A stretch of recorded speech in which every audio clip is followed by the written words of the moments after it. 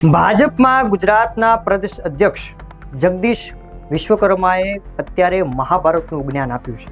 તેમનું કહેવું છે કે આપણે બીજામાં દોષ ના જોવો જોઈએ, દોષ આપણામાં છે. એટલે કે કાં તો તમે તમારી વાત બીજાને સમજાવી શકતા નથી અથવા તો બીજાની વાત તમે સમજી શકતા નથી. એટલે મૂળ વાંક આપણા પોતામાં છે.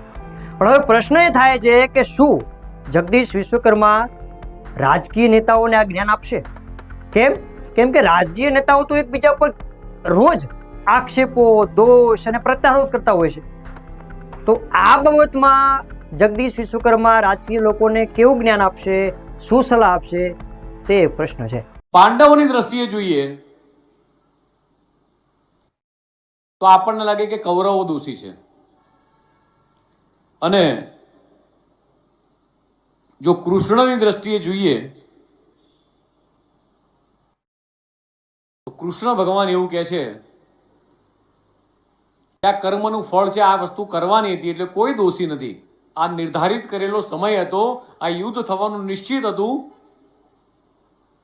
અને કૌરવો નાશ થવાનું નિશ્ચિત હતું, અર્જુને બાણ ચલાવવાનું નિશ્ચિત હતું. એટલા માટે બેમાંથી કોઈ દોષી નથી.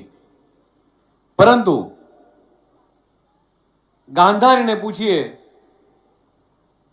ત્યારે એવું કહે કે સ્વયં ભગવાન કૃષ્ણ પોતે દોષી હતા. એટલે હું કહીશ કે સરળ ભાષામાં કદાચ આપણે આ વાતને સમજીએ તો આપણી દ્રષ્ટિમાં ક્યાંક દોષ હોય છે.